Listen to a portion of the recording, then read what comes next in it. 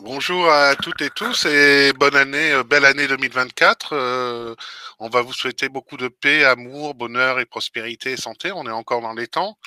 Et bienvenue pour ce premier webinaire Clubcom B2B que nous avons voulu très tôt dans l'année. Mais en fait, notre idée, c'est vraiment de partager avec vous l'art de l'éloquence. Vous savez, on parle beaucoup de concours d'éloquence, savoir savoir parler en public, savoir convaincre, savoir éduquer. Et pour ça, on a fait appel à des experts, enfin deux expertes plus précisément.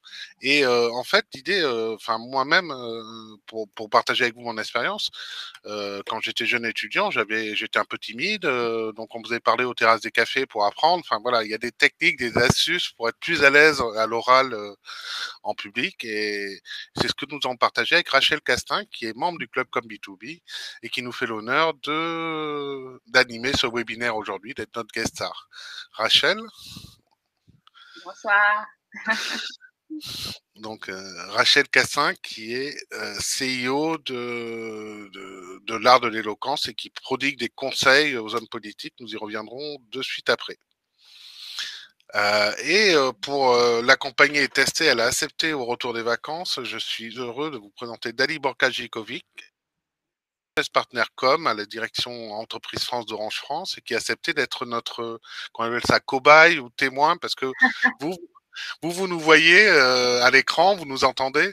Nous, on vous voit pas, on n'a que le chat pour communiquer avec vous, donc vous pourrez poser vos questions tout de long à nos experts. Nous prendrons les questions au fur et à mesure. Mais pour cet exercice d'art oratoire, entre guillemets, ou d'éloquence, il nous semblait intéressant de vous faire partager quelques astuces de pitch et Dali a gentiment accepté de se prêter au jeu. Voilà. Donc Dali, si Merci tu veux dire Thomas. un petit Bon, mot. ouais. Oui, avec plaisir. Bonjour à toutes et à tous. Belle année. Merci Thomas. Premier défi relevé dans ton éloquence. Tu n'as pas écorché ou presque pas mon prénom et mon nom. Donc, Ben, je vais et je t'appeler préfère Dali pendant bêta-testeur. ouais. Je vais t'appeler Ouais, Dali pendant le reste du webinaire quand même, si tu veux bien. C'est c'est plus ouais, simple pour ok. moi. Bon. Et j'en profite pour dire bonjour et bienvenue à toutes celles et ceux qui nous ont rejoints sur le chat. Donc bonjour Agnès, bonjour Yannick, Yasmine, Barbara avec deux A, Zora.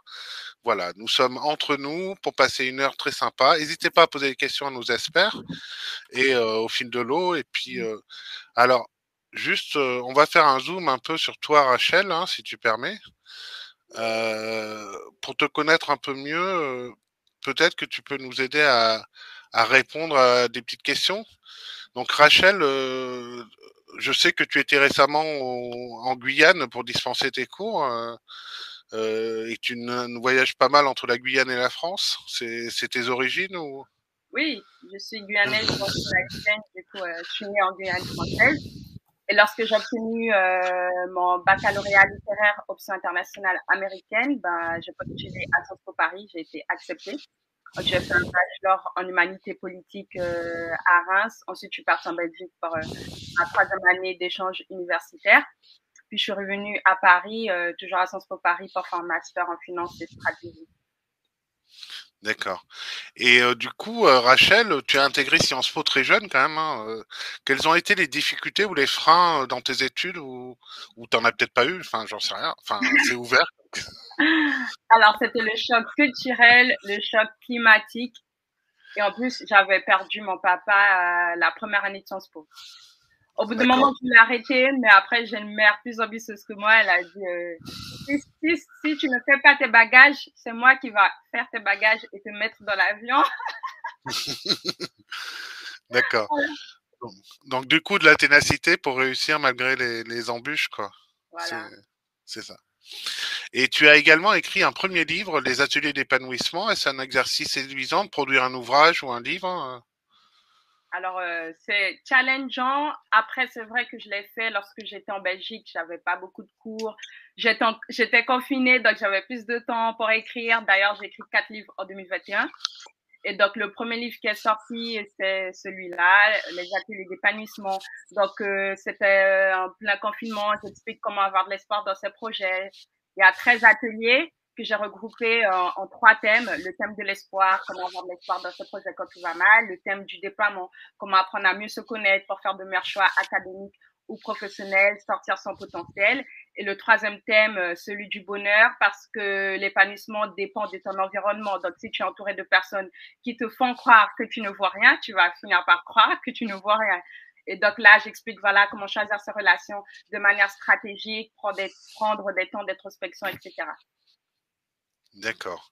Et du coup, t'as pas eu trop l'angoisse de la page blanche? C'est un exercice difficile ou pas d'écrire, enfin d'accoucher sur le papier, ou c'est exaltant? Ou comment tu as vécu cette expérience? Alors, c'est un peu bête. J'ai rencontré mon mentor en Belgique. De base, il m'a mis dans son équipe staff pour écrire des ateliers. Après, il y a un ami qui m'a dit, tu pourrais regrouper ces ateliers sous forme de livres. Et là, je lui ai dit, oula, moi, je suis étudiante, j'ai pas le temps, etc. Après, je suis rentrée chez moi, je me suis dit, en vrai, j'ai du temps, donc tu ne tentes rien à rien. Donc, vas-y, lance-toi. Au début, j'allais vers l'inconnu, mais comme j'avais un mentor à côté qui écrit 5 livres par an, là, je me suis dit, wow, mais c'est l'extraterrestre ou quoi? Donc, si lui, il écrit 5 livres par an, je pourrais écrire 4 livres. Donc, je me suis donné cet objectif d'écrire 5 livres, mais bon, j'ai réussi à écrire 4 livres.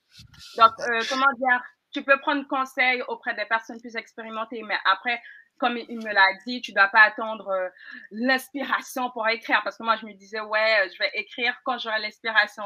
Mais si je fais tout le temps cela, ben, je n'allais jamais me mettre à écrire. Donc, il a dit, c'est de la discipline. Tu écris quoi qu'il arrive, ne cherche pas à comprendre, écris, écris, écris. Voilà. Donc, voilà. Et alors, Rachel, j'ai vu que tu avais fait aussi toute la partie promotion des émissions de télé, radio et tout. C'est un exercice pas si simple aussi, hein, de promouvoir ton ouvrage ou ton livre sur les plateaux. Enfin, c'est une expérience, mais comment tu as vécu cette période promotionnelle un peu? Bah, 18 ans, c'est un peu stressant en vrai. Là, j'ai pris plus de maturité parce que la première fois quand je suis passée à la télé, ben, j'avais 18 ans et la vidéo, elle a eu plus de 800 000 vues. Au début, tu te dis, waouh, qu'est-ce qui se passe? Les gens te comparent à Michelle Obama, t'es perdu. Et après, dès qu'on t'éloge, mais après, j'ai dû prendre du recul parce qu'après, voilà, je me suis dit, de toute façon, je suis pas encore prête à faire beaucoup de passages télé, je veux me focaliser sur son sport, etc. Mais là, je suis prête, donc j'attends que ça repasser à la télé, à la radio, etc. Voilà. Et du coup, Rachel, pourquoi avoir choisi la voie du coaching plutôt que de la politique ou du monde entreprise en sortant de Sciences Po? Alors, j'ai connu le monde d'entreprise. J'ai fait 6 mois de stage dans une grande banque. Après, j'ai été consultante dans la transformation de la fonction finance dans un grand cabinet. Mais voilà, j'ai vécu ma crise de la quarantaine très jeune parce que j'étais pas épanouie. Je me suis dit, OK, je suis diplômée de Sciences Po Paris, je veux pas faire des choses juste pour l'argent parce qu'au final, si ta santé mentale, elle est au plus bas, tu n'auras même pas du temps pour jouir de ton argent. Donc moi, je me suis dit, je vais faire quelque chose qui me plaît parce que je sortais de chez moi à 8 heures, je revenais à 19 heures, donc j'avais pas le temps de bosser sur mes projets personnels. Donc je me suis dit, bah, qu'est-ce qui me plaît réellement? En fait, je me suis posé la question, qu'est-ce que je pourrais faire toute une journée même si je n'étais pas payée? Et là, je me suis rendu compte. Moi, j'aime trop coacher les gens. Je pourrais prendre la parole en public toute une journée. Je pourrais aider les personnes à être à l'aise, voilà, pour s'exprimer, que ce soit en one-to-one ou en public. Et là, je me suis dit, bah, lance-toi, quoi. Vas-y.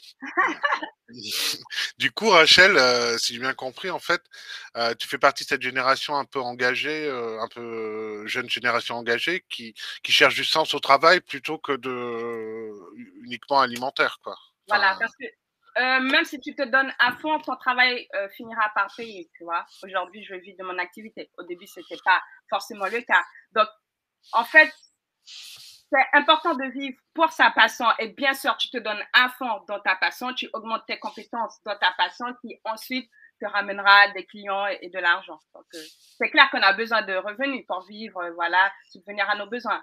Mais c'est vrai que la génération d'aujourd'hui ne regarde pas que à ça, on regarde aussi à l'épanouissement, le taux de satisfaction, l'impact que tu as dans ton quotidien, quoi. La valeur ajoutée que tu es dans la vie des gens, tu vois. d'accord.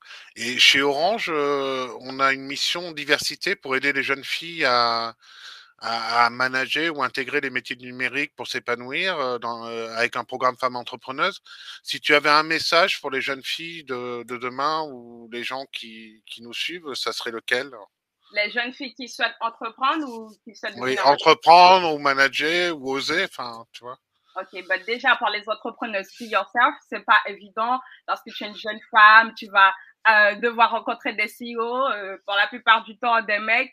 En fait, ne te laisse pas intimider par ton genre, par ta nationalité ou par ton âge. Parce que, comme je l'ai dit, moi je suis très jeune, je n'ai pas encore atteint 30 ans, mais c'est pas grave. Au début, ça peut déstabiliser des gens. Les gens vont se dire, mais qu'est-ce que cette gamine a à m'apporter? But you don't care, parce qu'au final, le potentiel n'a pas d'âge, tu vois.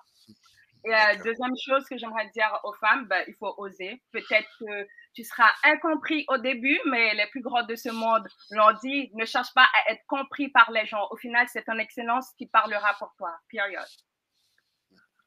D'accord, mais écoute, merci pour ce portrait rapide. Moi, j'ai plus de questions. Dali, si tu en as une pour Rachel, on peut la prendre, hein. Je regarde dans le chat s'il y a des questions de notre public aussi en parallèle. Ah, il y a une remarque de Yasmine qui dit l'écriture est une discipline, oui. Oui. Qui confirme, voilà. Et tu as des gens qui disent magnifique, bravo pour ton parcours, Rachel. Donc voilà. Donc, voilà, tu fais des émules. Moi, j'ai commencé un livre que j'ai jamais fini. Enfin, voilà. Tu vas bientôt le finir. Bah, en fait, il faudrait que je libère du temps. Ouais. C'est une question de gestion de priorité ou de temps. En fait, c'est pas si simple. Tu disais de recueillir les ateliers dans un livre et tout. C'est pas si simple de mettre ça en écriture. Après, Tu sais, tu peux être très. C'est un exercice. Voilà. Dali, tu as une dernière question pour Rachel et puis on y va ou c'est bon? Peut-être. Vous m'entendez? Vous m'entendez pas? Oui, tout à fait. Ah, pardon. On t'entend très bien. Non, j'avais pas de questions. C'était plus une réflexion par rapport à ce que tu évoquais, Rachel. J'ai le sentiment, au-delà des jeunes générations, les salariés de tout bord, de tout âge, en fait, sont engagés, hein, même les plus anciennes générations peut-être qu'on représente, et qu'au niveau des mentalités, par rapport à ce que tu évoques, tu as raison hein, sur le fait d'encourager et que en fait, les compétences n'ont pas d'âge. Les choses évoluent, on le voit dans notre paysage politique. Hein. En fait, on donne des postes d'importance à des gens qui n'ont pas forcément un background ou l'âge hein, qui était précédemment requis. Donc, je pense que du coup, les choses évoluent. Donc, c'est une bonne chose et tu l'incarnes aujourd'hui. Ouais, et puis on a un Premier ministre qui est jeune, hein, pour une fois. Voilà. Alors, il y a une question de Stéphanie Rachel dans le chat. Comment faites-vous pour écrire sans inspiration et des conseils pour la discipline? Point d'interrogation. Ben, si tu veux te faire accompagner en écriture, tu peux bien sûr me contacter parce que c'est une de mes casquettes. Mais après, tu n'écris pas pour toi-même, en fait. Dis-toi, qu'est-ce que tu veux apporter à ton lecteur, tu vois. Donc, si tu veux écrire sur le développement personnel, tu vas, voilà, écrire sur tes expériences, quelques anecdotes, ce que tu as appris jusqu'à ton âge. Donc, on va dire, c'est comme une dissertation sous forme écrite, mais c'est pas une vraie dissertation. Tu écris pour apporter un plus dans la vie de cette personne. Tu te dis à la fin de ce livre, qu'est-ce que la personne aura appris grâce à moi. Donc, voilà, tu n'es pas obligé d'attendre que l'inspiration vienne à 22h ou à 23h. C'est comme si tu avais, je sais pas, tu prenais un café avec une pote et puis tu aimerais discuter sur une thématique qui te tient à cœur, tout simplement, tu vois. Ouais. Et on parle beaucoup d'intelligence artificielle, de ChatGPT, tout ça. Est-ce que ça va remplacer l'art de l'écriture ou demain, est-ce qu'on va écrire des livres avec ChatGPT entièrement ou ça peut aider? Comment tu vois ça? Ça va, il y a des personnes qui utiliseront ChatGPT pour écrire des livres. Après, je ne juge pas ces personnes. Personnellement, je n'utilise pas ChatGPT pour écrire mes posts LinkedIn parce que je sais que je peux perdre mon authenticité, tu vois. En fait, j'ai peur de donner mon talent d'art oratoire à un robot, tu vois. Je me dis que j'ai pas besoin d'un robot pour être authentique. Après, des journalistes ont besoin du chat GPT. Si j'étais journaliste, bien sûr, j'aurais fait appel au chat GPT. J'ai pas le temps, je dois écrire des articles tout le temps. Par rapport à un orateur, c'est pas conseillé d'utiliser ChatGPT parce qu'au final, tu vas être une photocopie ou voire être un robot. Tu peux pas impacter, te démarquer des autres, déjà qu'il y a plein de concurrents. Mais pour l'écriture, là, je suis en train d'accompagner une jeune femme qui est en train d'écrire sur les relations toxiques. Au bout d'un moment, elle était coincée. Donc, pour le 5e chapitre, elle a fait appel à ChatGPT. Mais après, 80% de son bouquin, c'est elle qui a cherché, etc. Donc, je ne dirais pas de banaliser ChatGPT pour l'écriture, Mais par contre, pour l'art oratoire, et vu ChatGPT, les gens vont voir que… Je suis d'accord avec toi. Même pour les postes, j'ai testé en fait un poste avec ChatGPT et un poste de moi. En Ouais, fait, le ton est différent, il n'y a pas l'authenticité et ça réagit pas pareil. Donc, en fait, si on veut susciter de l'émotion, il faut quand même mouiller la plume ou enfin s'engager quoi. ouais. Alors, écoute, on n'a plus de questions. On a juste une remarque. Comment faire pour vous contacter? Donc, tu as déjà des clientes, entre guillemets, ou clients. Mais ça, on enverra toutes tes coordonnées après, plus tard. Voilà. Et très inspirant comme parcours. Voilà. Donc, des retours très inspirants. Du coup, je te laisse enchaîner, je te laisse la main et je me tais. Enfin. C'était… Ok, je vais partager mon écran. Moi, je suis une personne très dynamique, franche, cash. Vous l'avez vu, mais vous allez voir ma personnalité durant ce webinaire. Vous voyez mes slides? Du coup, je ne vous entends pas. Thomas, tu vois mes slides? Oui, c'est bon. J'avais coupé mon micro, mais c'est bon. On voit tes slides et peut-être que je vais juste te mettre à droite pour qu'on te voit mieux. Voilà. C'est bon. Ok. Tu peux y aller. La thématique d'aujourd'hui, l'importance de se vendre et d'être authentique dans la prise de parole en public. C'est vrai que se vendre, c'est une expression qu'on n'aime pas trop. Mais il faut être sincère. Si tu veux un poste, tu dois te vendre. Si tu veux sortir avec le gars de tes rêves, tu vas te vendre parce que le mec, il aura plein de prétendantes. Donc, tu dois te démarquer des autres. Prenez le mot se vendre comme le fait de se démarquer, OK? Donc, premièrement, je vais enchaîner sur cette partie théorique, l'authenticité, bien sûr, vous aurez les slides juste après. L'authenticité, selon moi, donc ça, c'est ma théorie, c'est pas sur Google, vous pouvez chercher, c'est pas sur le dictionnaire Larousse, c'est par rapport à ma réflexion. En fait, c'est être ferme dans ce que tu es, dans ce que tu dis, donc, et dans ce que tu penses. Tu es tellement sûr de toi que personne ne peut te déstabiliser. Tu vois, c'est ce mindset que tu as. Bien sûr, pour passer à la télé, passer à la radio, les gens me demandent, est-ce que tu as le trac? Bien sûr que j'ai le trac, mais j'arrive à transformer ce trac en de l'audace parce que je me dis, il n'y a personne qui est comme moi et je ferai en sorte de me démarquer des autres par mon authenticité, par ma personnalité. Il y a une personne qui a dit, si tu veux rester dans l'esprit des gens, ben, tu dois pouvoir rester dans l'esprit des gens par ta personnalité. Il y a deux types de personnalités, les introvertis et les extravertis.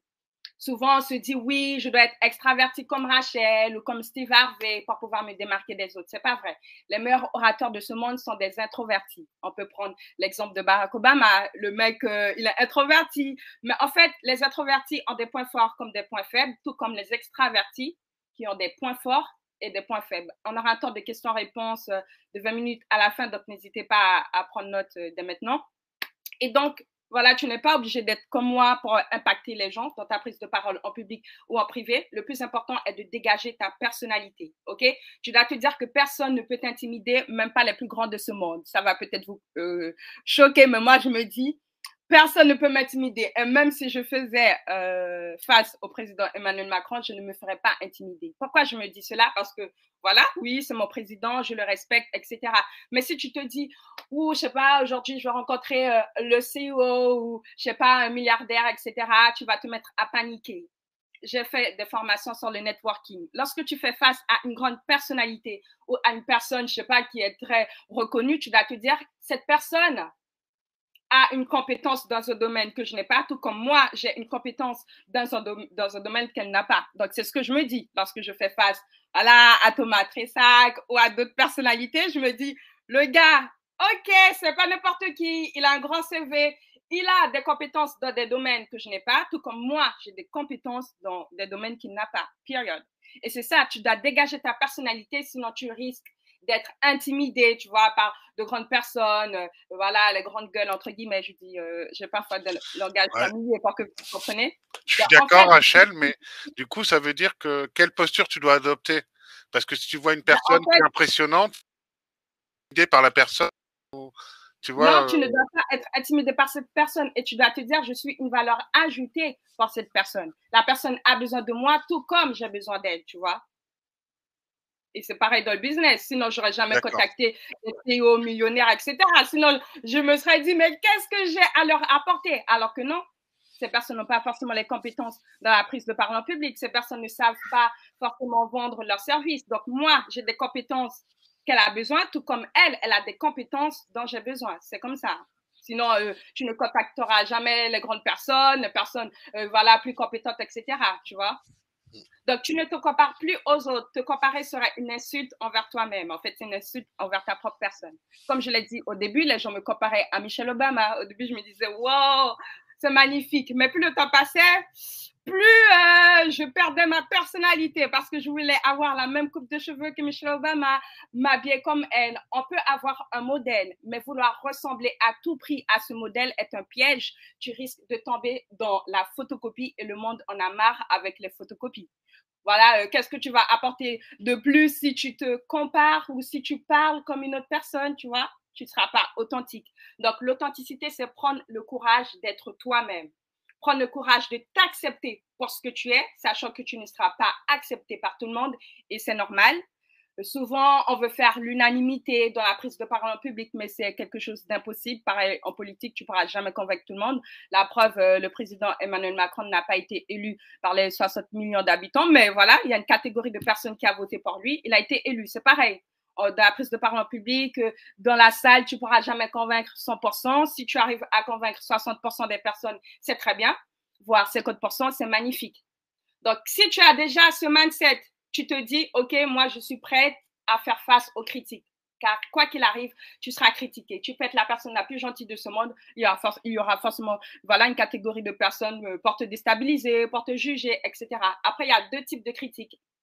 Les critiques constructives et les critiques destructives.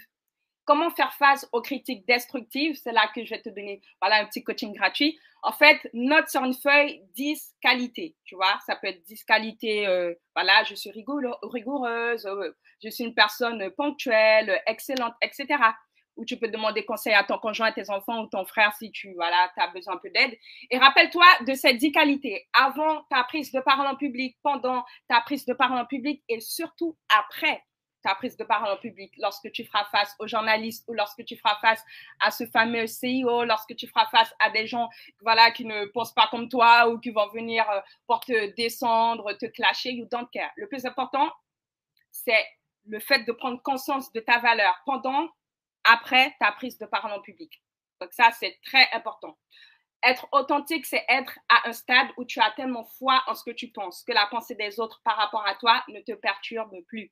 Il y a une personne qui m'a dit, la pensée des autres par rapport à toi ne peut pas te faire échouer, mais la pensée que tu as de toi-même peut te faire échouer. Si tu penses que tu vas échouer, of course, tu vas échouer. Si tu penses que tu vas réussir, tu vas réussir, ok? Tu ne peux pas changer l'opinion des gens par rapport à toi, mais par contre, l'opinion que tu as par rapport à toi est capitale.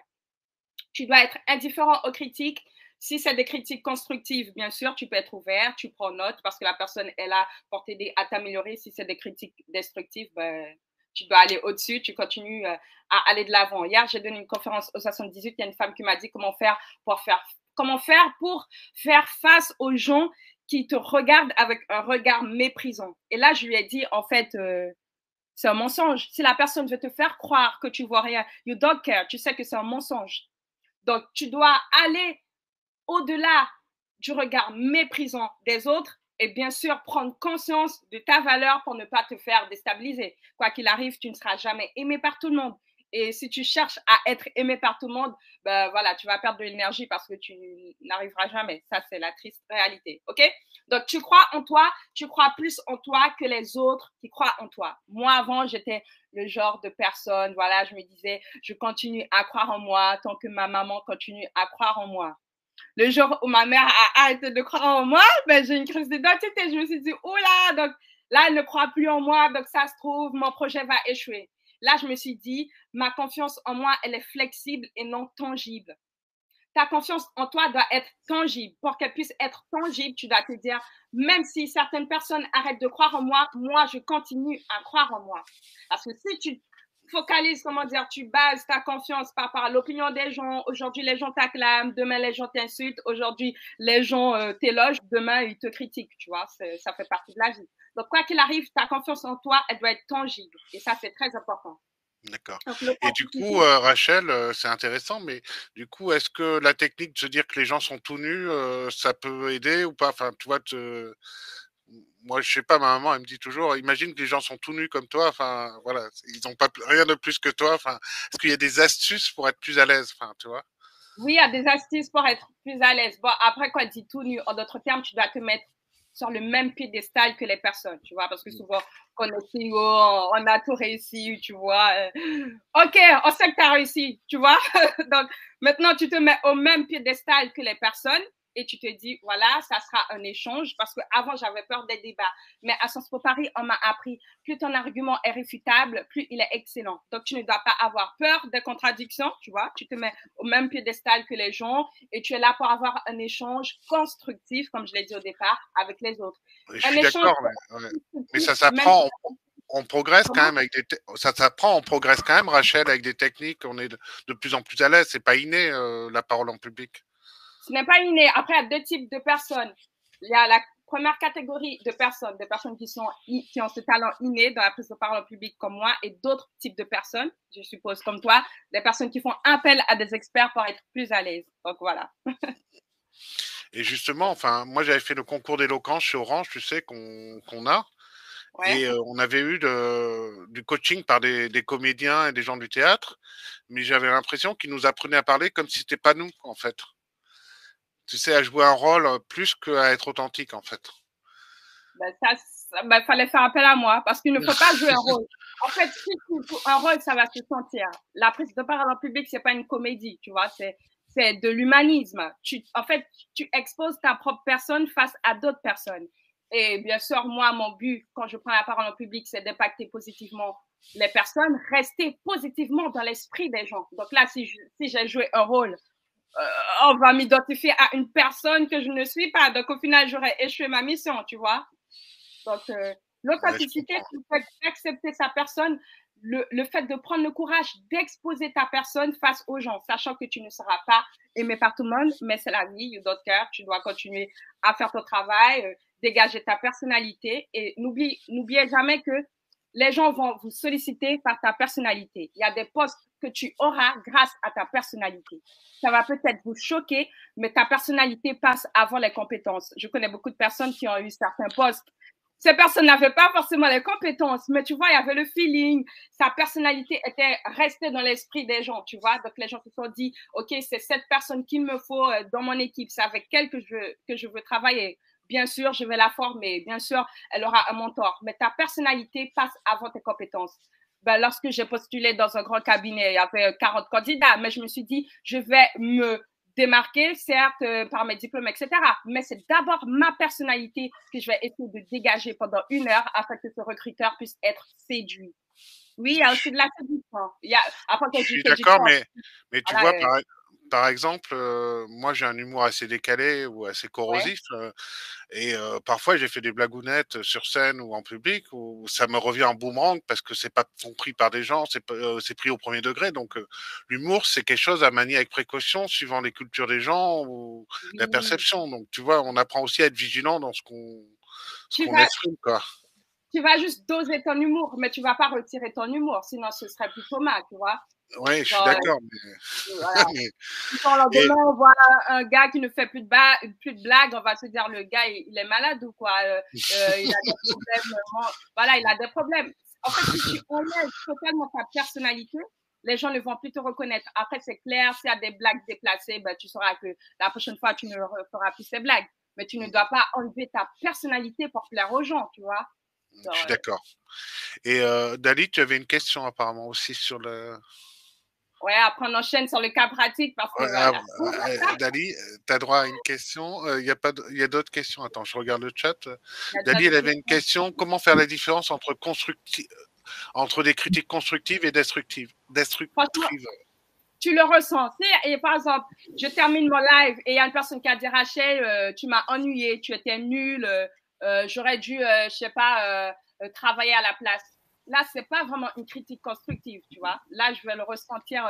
La personne, elle a voulu me descendre. Mais après, si une personne me dit Rachel, j'ai beaucoup aimé, mais par contre, au bout de 30 minutes, je sais pas, tu as dit une phrase qu'il ne fallait pas trop sortir. à la place de cela, je te suggérerais nanana. Donc, la personne va te faire une critique, mais elle va te faire des suggestions à côté. Elle va pas juste te dire t'es nul, tu m'ennuies, voilà quoi, j'aurais pu faire autre chose. Là, c'est plus une critique destructive, tu vois. Genre.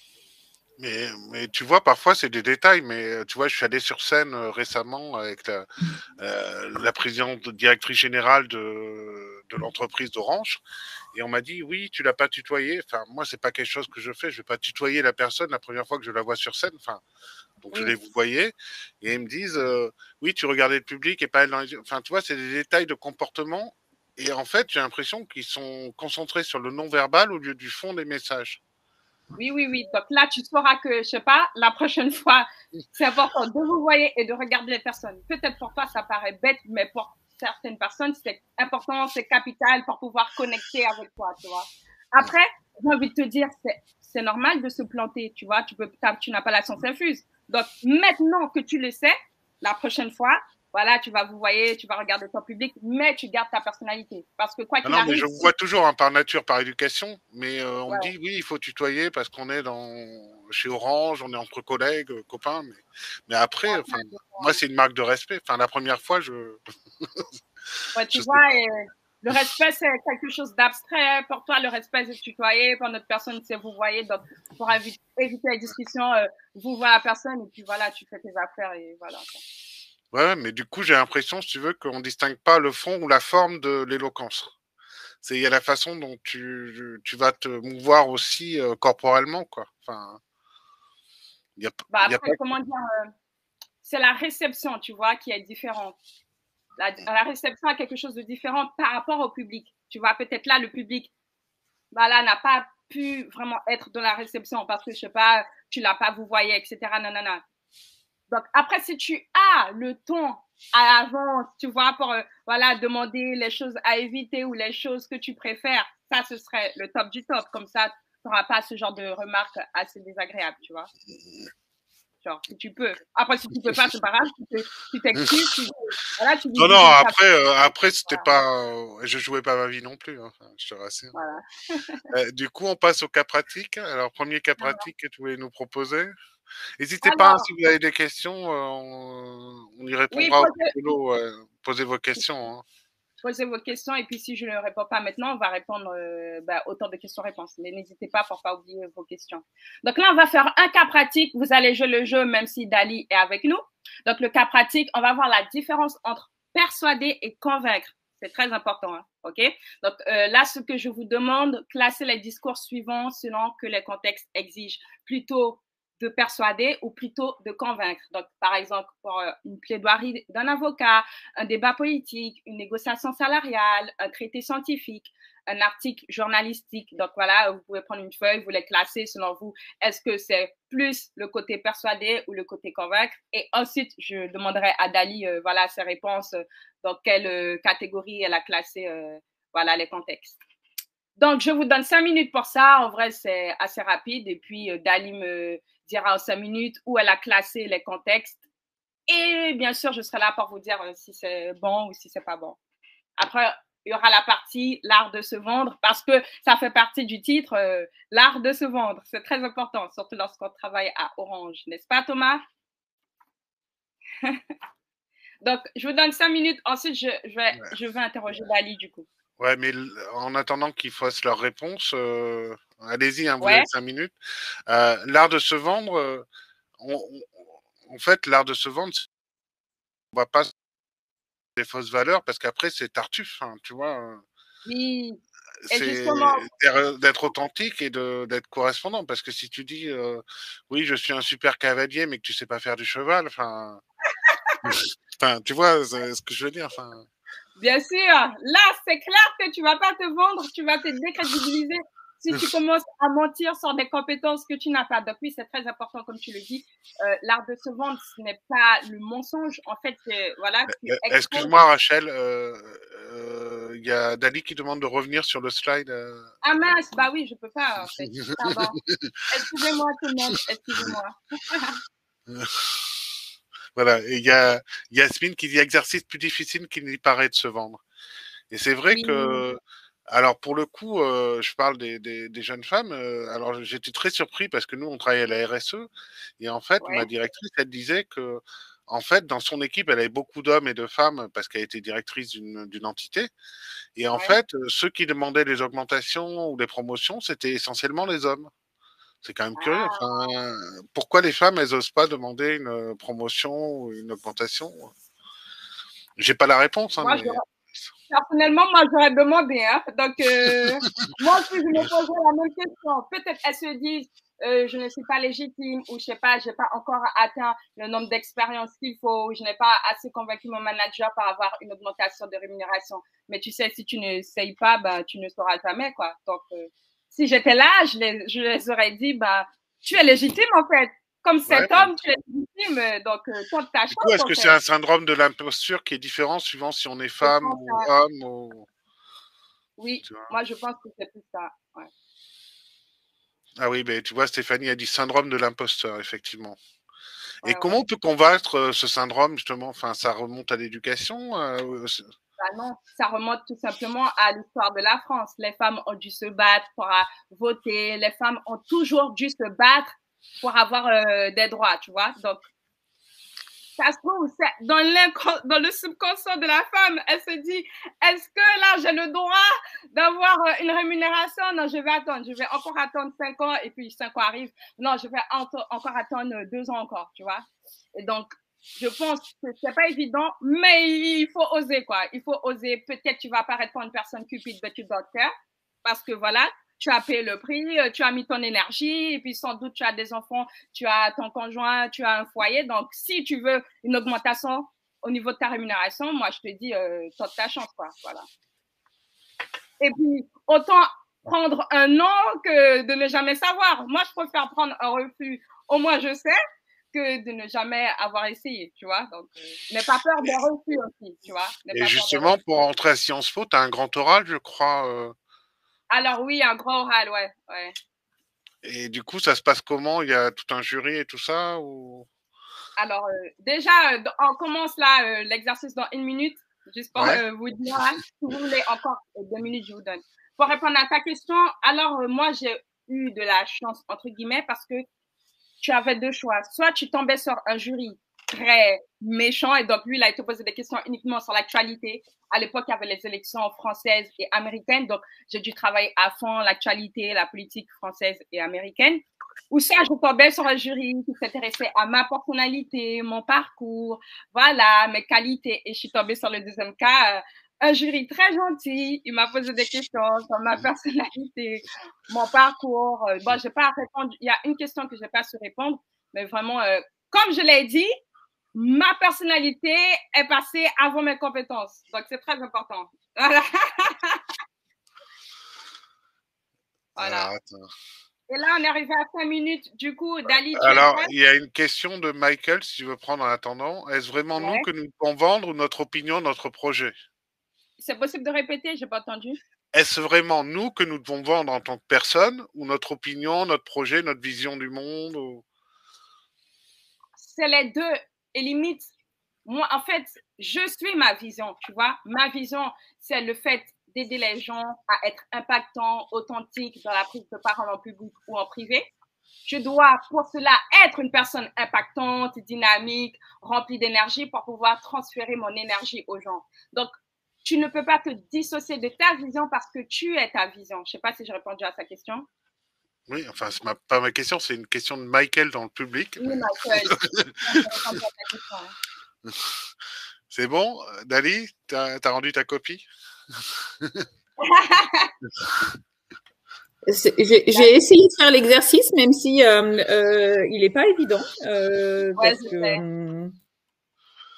et comme j'ai pas eu l'exercice avant, donc Oui, j'ai fait exprès. il y a Pour C'était être plus volontaire, fort c'était probable volontaire. que j'ai Ouais. des mauvaises réponses.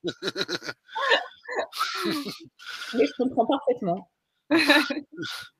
Let's go. Donc, tu peux nous dire où tu as classé les contextes du coup? Alors, pour le premier, pour la plaidoirie d'avocat, pour moi, c'est convaincre le jury en fait que le cas ou le client qu'il défend, en fait, est aller dans son sens. Donc, ma première.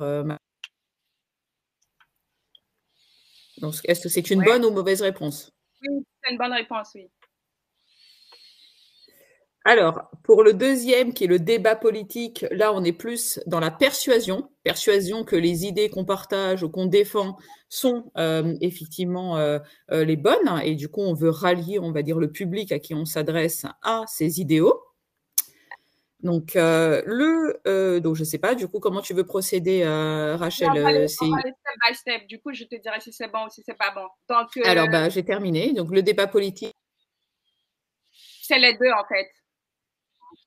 Alors, parfois, ça peut être les deux. Par exemple, pour le débat politique, c'est les deux. Après, pour que ça soit clair dans l'esprit de toutes les personnes, j'ai pris le temps de regarder la définition de ces deux mots. Selon le dictionnaire Larousse, persuader, c'est amener quelqu'un à faire, à vouloir faire quelque chose. Convaincre, c'est amener quelqu'un par des raisons ou des preuves à reconnaître quelque chose comme vrai ou nécessaire. Donc, bien sûr, dans un débat politique, je suis tout à fait d'accord avec toi, il faut persuader les personnes que tu es le bon candidat, mais bien sûr, il faut convaincre les électeurs de voter pour toi, tu vois. Donc, dans le débat politique, il faut les deux. Tu dois persuader et convaincre, surtout si tu veux voilà, te présenter pour une élection présidentielle. Vas-y pour le C.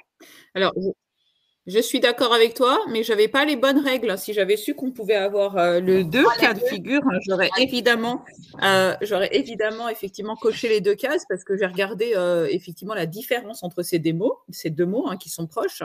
Et pour moi, effectivement, dans le cas du débat politique, c'était plus la persuasion qui est primée, mais effectivement, les deux sont importants. Donc, dans la négociation salariale, pour moi, c'est convaincre et apporter les bons idéaux pour pouvoir effectivement obtenir un gain de cause. Alors, du coup, moi, je dis c'est persuader, mais c'est clair que si tu fais une augmentation de salaire, il faut convaincre. Après, il y a deux types de contextes. Tu vois, si tu cherches un travail, tu vas devoir persuader ton recruteur que voilà, tu es le bon candidat avec les bonnes compétences. Donc, là, il faut persuader le recruteur de te prendre. Donc, là, tu dois persuader. Mais si tu veux une augmentation de salaire, c'est clair que, voilà, par rapport. Oui, mais là, on est dans le cas. Enfin, si on s'appelle. Oui, là, on est focus sur la négociation salariale, qu'on soit déjà bien avancé dans la phase de recrutement ou qu'on soit déjà en poste dans l'entreprise. Là, on est plus effectivement dans.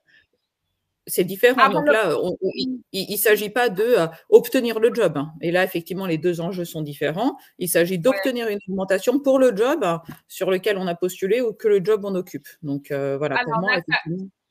La négociation salariale, j'aurais dû préciser, c'est pour une augmentation de salaire et pour obtenir un job. Tu vois, là, c'est différent.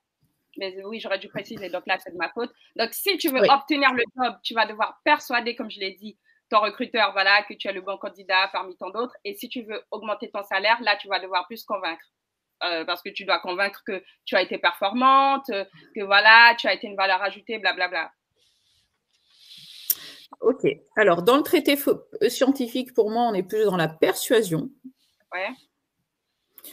Voilà. Et dans l'article journalistique, pareil, parce qu'en fait, on ne veut pas rallier les gens à ces causes, on expose, on a des opinions, des avis argumentés. On est dans la persuasion plutôt que dans la conviction. Moi, je dis qu'il y a les deux. Bon, il ne faut pas oublier qu'il y a cette sorte de concurrence au niveau des journaux, ce que tu vas lire, etc. Ouais, là, je vais parler du côté business. Convaincre, c'est plutôt de la propagande, en fait, si tu es journaliste. Non, pas vraiment. Par exemple, là, je vais parler côté business. Par exemple, si je suis une journaliste pour Le Monde, bien sûr, je vais devoir persuader, nanana, nanana, nanana. Mais en même temps, je dois convaincre les Français que vous devez lire mon journal parmi les autres journaux. Donc, je vais vous montrer par rapport aux articles que je vais sortir. Là, si je suis directrice du Monde, je vais vous montrer par rapport aux articles que je vais sortir que je suis le journal numéro 1. Donc là, je vais devoir convaincre que je suis le journal le plus excellent. Vous voyez ou pas, genre? Pourquoi il y a les deux? Bon, après, voilà, si vous n'êtes pas d'accord, je peux comprendre en même temps. Oui, tu voulais rebondir, Dali? Alors, il y a un débat sur le chat. Il y a quelqu'un qui nous dit l'article journalistique n'est dans aucune des deux catégories. C'est Simon qui nous dit ça. Ce n'est pas le rôle du journaliste de persuader ou convaincre. Et le journaliste, selon toi, Simon, il sert à quoi, du coup? Vas-y, réponds. Après, on Et fera. dans quelle catégorie est-ce que vous mettriez un édito ou une tribune? Simon, il dit informé. Une tribune, moi, j'aurais dit persuadé. Non, pour moi, je suis assez d'accord avec Simon. En fait, le rôle du journaliste, en fait, est un rôle avant tout d'information. En fait, alors de l'information vérifiée et argumentée, mais Si il tu est as pas. vérifié, justement, tu vas Et en fait, persuader. oui, mais en fait, après, c'est à la personne qui, du coup, va chercher de construire sa propre réflexion. Après, c'est un débat de fond, hein, mais pour moi, le journaliste, il est dans un rôle d'information. Alors attends, je crois qu'on a perdu Rachel.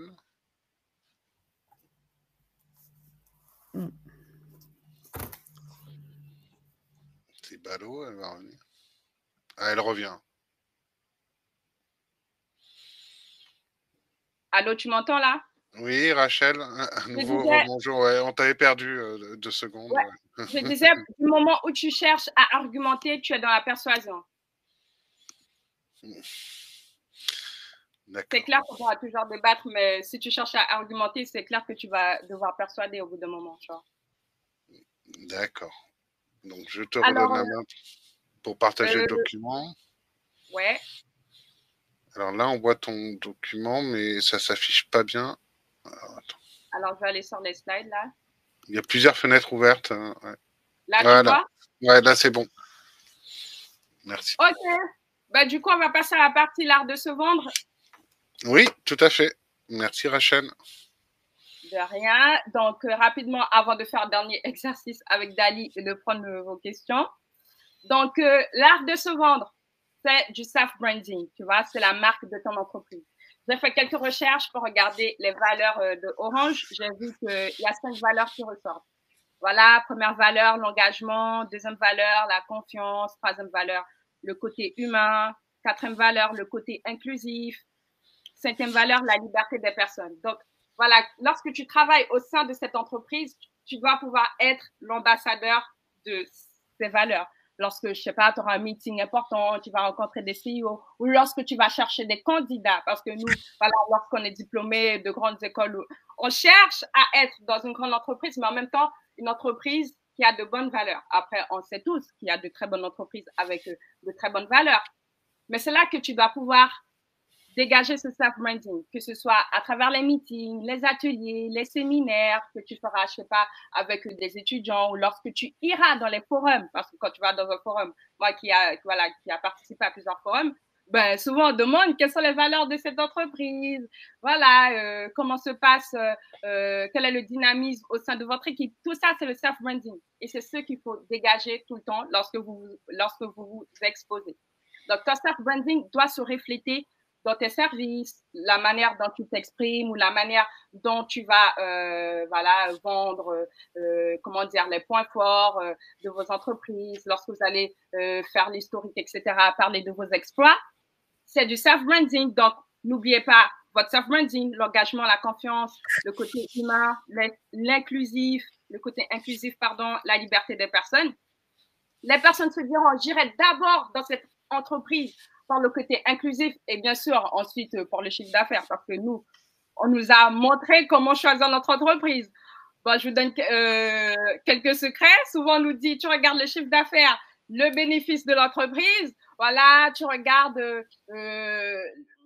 le pourcentage de recrutement. Et si tu vois que c'est positif, là, tu peux postuler pour cette entreprise. C'est comme ça, les étudiants regardent pour savoir s'ils doivent venir dans votre entreprise ou pas. Mais moi, je te dirais, le self-branding doit passer avant tout ces chiffres, avant tout ces statistiques. Parce que la personne doit se dire, je dois pouvoir me reconnaître à travers ces valeurs. Chaque être humain a des valeurs, mais lorsque vous prenez vos self-branding, que ce soit dans les séminaires, les meetings, les forums, bien sûr, lorsque je donne le self-branding de Apple, c'est l'excellence et la simplicité. Aujourd'hui, les gens veulent travailler chez Apple parce qu'ils savent qu'il y a l'excellence et la simplicité. Les personnes veulent acheter des iPhones parce qu'ils savent que voilà, c'est plus simple et aussi c'est un produit excellent. Donc, les gens les choses, voilà, par rapport à la marque, mais par rapport au self-branding. Et c'est comme ça qu'il y a la référence sociale. Les gens vont acheter. Voilà, aujourd'hui, Apple n'est même plus obligé de faire de publicité. Ils savent que les gens vont acheter parce que les gens font du bruit pour eux. Les gens deviennent automatiquement les ambassadeurs de leurs produits. parce qu'ils ont réussi à imprégner leur self-branding, que ce soit dans leur marketing ou lors de leurs conférences. Voilà, chaque année, tout le monde attend la conférence d'Apple parce qu'ils savent il y a encore une nouveauté, encore un produit excellent, encore un produit qui va nous simplifier la vie, encore un produit simple. Donc, les gens, ils en veulent, ils en veulent et ils en veulent. Donc, n'oubliez pas, tes services doivent refléter ton excellence, mais aussi ton self-branding. Les gens viendront bosser dans ton entreprise grâce à ton self-branding parce que souvent, on se dit, oui, je sais pas, si on a un bon chiffre d'affaires, automatiquement, on pourra voilà, recruter automatiquement. Non, aujourd'hui, les gens se focalisent voilà, sur l'humanisme. Qu'est-ce que tu vas les apporter côté épanouissement, côté valeur. Ensuite, bien sûr, il y aura le salaire, etc. Mais comme je l'ai dit au tout début, aujourd'hui, les jeunes veulent pas uniquement l'argent, mais ils veulent aussi voilà, les valeurs, le côté humain, le côté self-branding. Ils veulent se repérer, avoir des repères humains, des valeurs. Et ils savent que dans cette entreprise, ils vont pouvoir se retrouver, ils vont pouvoir être épanouis en plus d'avoir un bon salaire. Donc là, c'était juste le côté l'art de se vendre. Bien sûr, vous pourrez poser vos questions juste après, sauf si vous en avez maintenant avant qu'on passe au dernier exercice. Du coup, on passe au dernier exercice ou on prend quelques questions, Thomas? Il n'y a pas de questions pour l'instant, c'est assez clair. Par contre, du coup, quand tu parles de self-branding, ça veut dire que tu vas te vendre, faire ton pitch ou ton concours d'éloquence pour te vendre par rapport aux valeurs de l'entreprise que tu as en face de toi, ou tu vas voir si tes valeurs correspondent à l'entreprise? Là, tu parles de quel cas? Du mec qui travaille à Orange ou de moi qui va pitcher et toi qui vas parler à quelqu'un, est-ce que c'est tes valeurs que tu vas exprimer ou tu vas essayer pour te faire recruter, de coller aux valeurs de l'entreprise?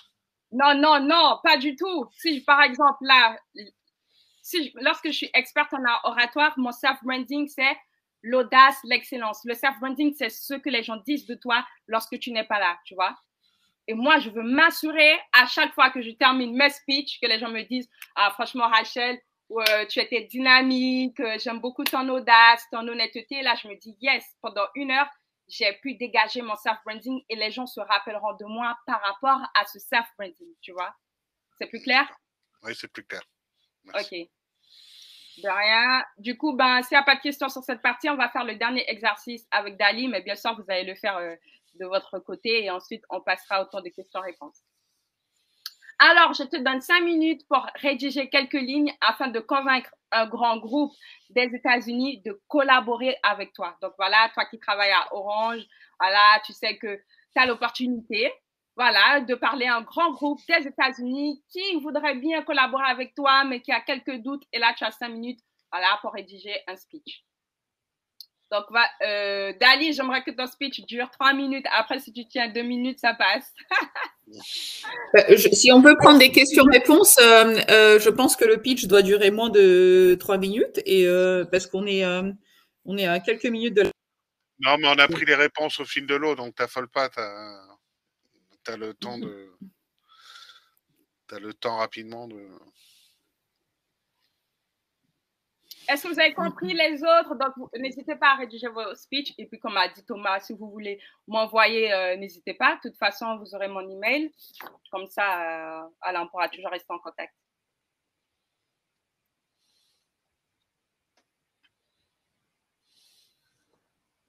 Pendant ce temps, bon, pendant 5 minutes, tu veux pas me parler, Thomas? Ou on attend dans le vent comme ça?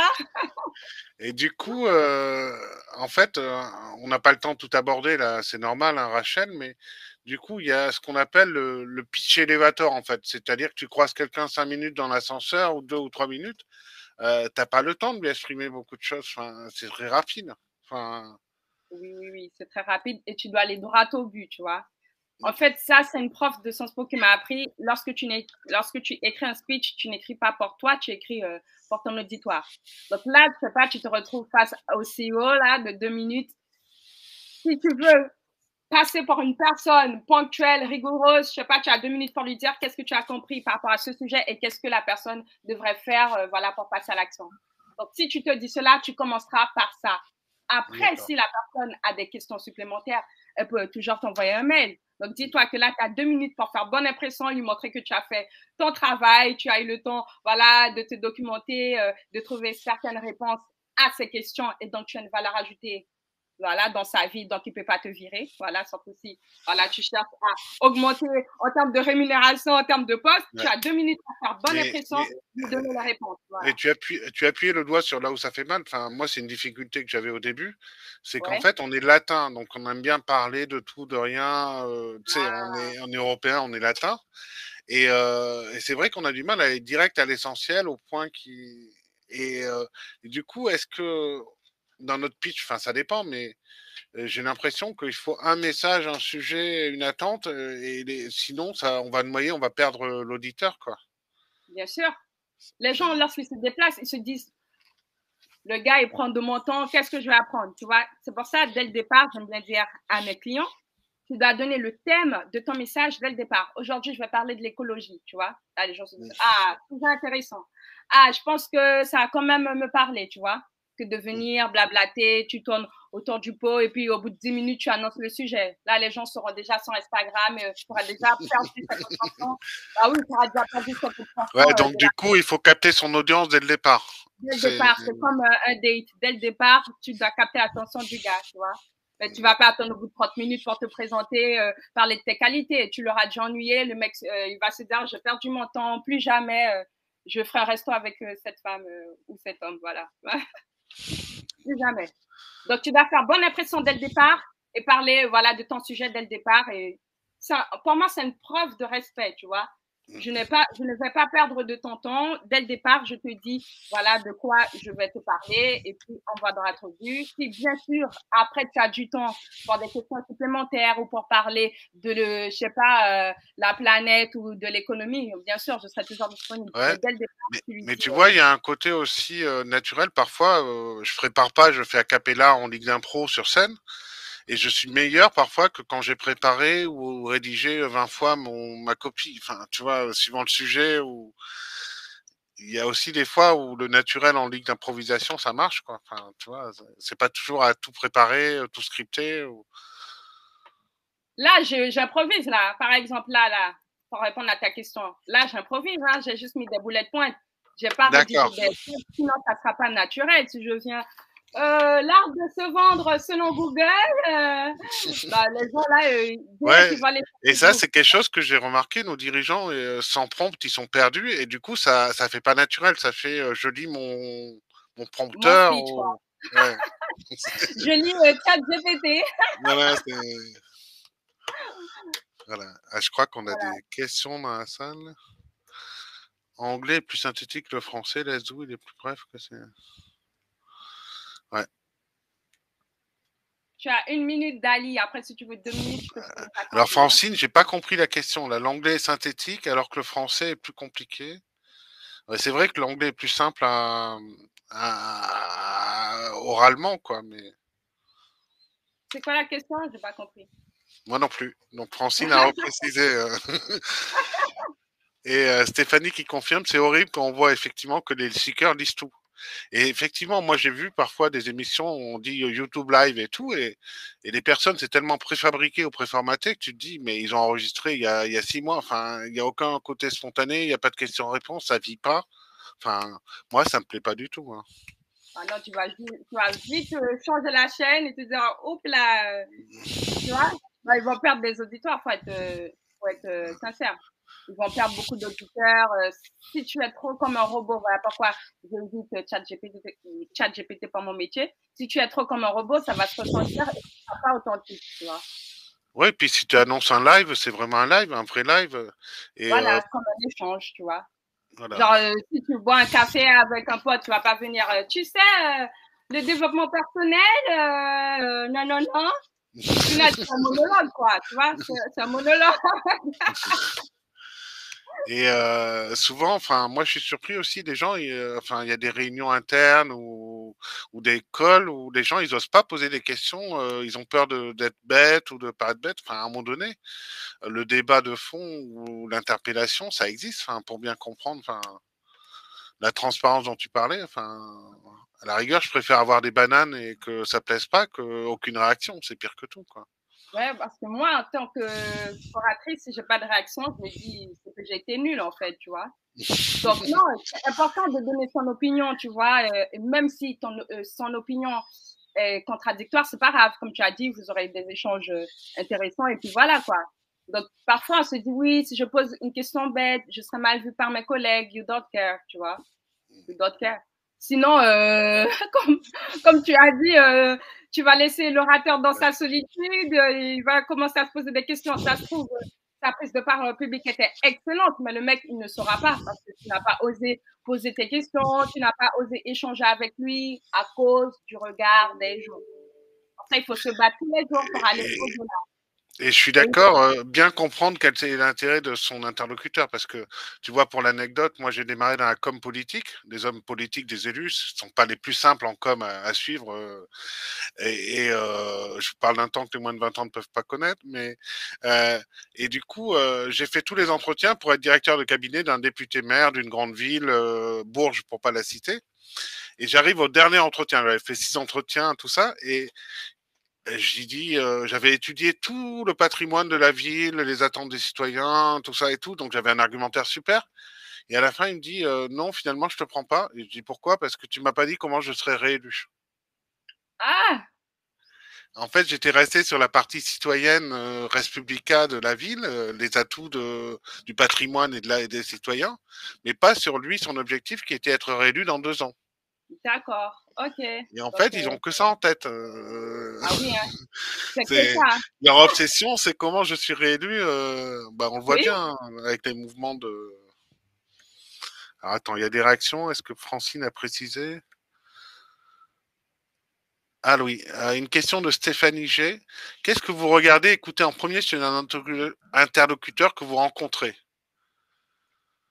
Répète la question, s'il te plaît. Qu'est-ce que vous regardez, écoutez en premier chez un interlocuteur que vous rencontrez? Qu'est-ce qui fait pencher la balance entre 2 personnes pour vous?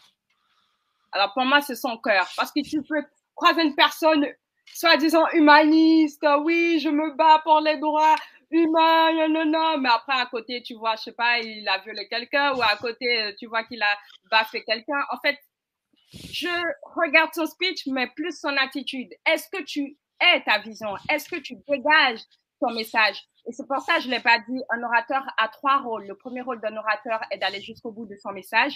Le deuxième rôle d'un orateur est de vivre son message. Et le troisième rôle d'un orateur est de défendre son message. Donc, je ne vais pas juste me focaliser sur ton verbal, mais surtout sur ton langage corporel, sur ce que tu fais à côté, tu vois. Est-ce que tu vis ton message? Est-ce que tu es la personne que tu veux me montrer? Je suis d'accord. Je suis d'accord. Et moi, je regarde aussi la personne. Est-ce qu'elle sourit? Est-ce qu'elle est à l'aise? Est-ce qu'elle a un certain, je dirais pas charme, mais enfin, voilà. Moi, il y a quelqu'un qui sourit pas. Moi, c'est bizarre. Bon, on est à la bourre, donc c'est Dali. On va prendre l'exercice de Dali pour conclure en beauté. Voilà. Mais c'est pas un exercice facile en fait de se vendre et de parler en public. Enfin, j'ai essayé et je vous écoutais en attendant, donc du coup, j'ai essayé de faire le mieux que possible. Mais du coup, je me suis prêtée au jeu. Hein, on va me lancer un défi, je le joue et puis du coup, ça permet aussi de corriger. Donc j'y vais, je me lance et vous me dites. Alors, me choisir, c'est choisir. Je vais lire, je suis désolée, j'ai pas eu le temps de mémoriser là. Alors, choisir, c'est choisir pour votre entreprise une future collaboratrice motivée, exigeante, qui a les bonnes compétences et surtout l'envie de mettre ses multiples talents dans des disciplines multiples au service de vos clients et de votre business. J'ai l'audace de proposer l'innovation, imaginer et innover, l'envie de créer. J'ai les compétences clés d'une communicante experte qui sont 1, l'écoute pour mieux proposer et 2, une vision pour faire la différence. C'est tout? Je ne sais pas, je ne me suis pas chronométrée. Je vous avoue que l'exercice n'était pas facile. C'est tout, oui.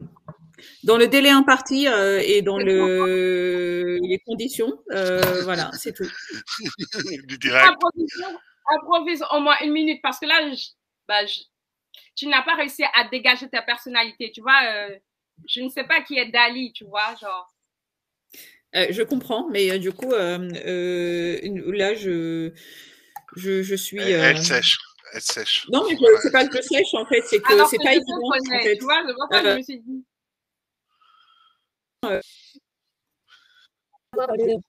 C'est pas grave. Du coup, ce que je comprends de ce qui manque, c'est davantage de détails sur mon parcours, c'est ça, en fait, plutôt que de bien ce qui peut être constructif. Oui. Voilà, parce que le gars là, parce que voilà, j'ai pris l'exemple du mec qui travaille, le directeur de grand groupe américain, il aura beaucoup d'entretiens. Et comme je l'ai dit tout à l'heure, ta personnalité passe avant les compétences. Donc, sans aucun doute, je sais que tu es une femme compétente, j'ai vu tout ton CV, etc. Mais pourquoi je devrais collaborer avec toi et pas une autre d'Argentine qui est aussi excellente que toi, tu vois? Et là, si tu m'avais plus parlé de toi, voilà, tes exploits, ta personnalité, ton self-branding à toi, parce que ton self-branding, c'est pas forcément le self-branding d'Orange. Tu es une personne qui travaille au sein d'Orange, tu vois? Là, je m'aurais dit, waouh, elle m'a séduite, quoi. Moi, j'ai envie de collaborer avec Dali et pas avec Bernadette d'Espagne ou de la Guyane, tu vois. Donc, en gros, quelques conseils de manière générale, lorsque tu vas te vendre, lorsque tu vas devoir pitcher pour collaborer avec un grand groupe américain ou à l'international, ben, n'oublie pas de parler de toi, tes qualités, ensuite tes compétences, mais pas juste tes compétences. Voilà, je suis nanana. La personne a déjà fait des recherches sur toi. En vrai, elle sait déjà que tu es compétente. Sinon, elle n'aurait même pas fait cet entretien avec toi. Souvent, on me dit, oui, lorsqu'on fait les entretiens avec vous, on sait déjà que vous êtes compétent. Mais justement, pour approfondir ma recherche sur toi, ta personnalité, j'ai accepté, voilà, un temps de 30 minutes pour pouvoir voir en profondeur qui tu es, tu vois. Donc, en vrai, tu aurais dû plus parler de toi que de tes compétences. Voilà, pour donner quelques derniers conseils. Voilà. Merci Rachel. On est un peu à la bourre, donc ça sera un peu le mot de la fin. Juste pour conclure, Dali, qu'est-ce que tu as pensé de cet exercice de début d'année voilà, et Rachel, peut-être un mot de la fin pour nos auditeurs. Je te laisse. Merci de l'invitation. Un exercice pas évident, mais avec de bons conseils, donc que je ne manquerai pas de mettre en pratique. Moi, j'ai beaucoup aimé, j'aime beaucoup rigoler avec Thomas, une personne très agréable. Et merci pour vos échanges aussi. Ça montre aussi que je vous ai impacté. J'ai vu que dès le début, les personnes se sont mis à me féliciter alors que je n'avais pas du tout commencé le pitch. Donc, merci pour votre attention. C'est pas un acquis. Le fait d'être présent, moi, je prends toujours cela pour un honneur. Vous aurez pu faire autre chose, comme je l'ai dit. Vous aurez pu aller sur Instagram, mais j'ai senti que vous avez vraiment suivi du début jusqu'à la fin et ça fait toujours plaisir pour un orateur. Donc, merci. Merci à toi. Et puis, à très bientôt pour un autre rendez-vous. On doit concocter notre programme 2024 et puis on vous envoie le replay et les slides et la retransmission. Bon week-end, à bientôt. Attends, quelques minutes sur la dernière slide, il y a mes coordonnées. Voilà, si vous voulez être coaché de manière individuelle, je le fais, c'est mon métier. Contactez-moi sur Instagram et à mon numéro de téléphone aussi. Je crois que tu fais ça en individuel et en collectif aussi, encore collectif inter-entreprise. Voilà. Ok, mais à bientôt pour de nouvelles aventures dans le cadre du Club comme B2B. Voilà, et à très vite. Bonne journée, merci à toutes et à tous. Bonne journée. Merci. Au revoir. Au revoir.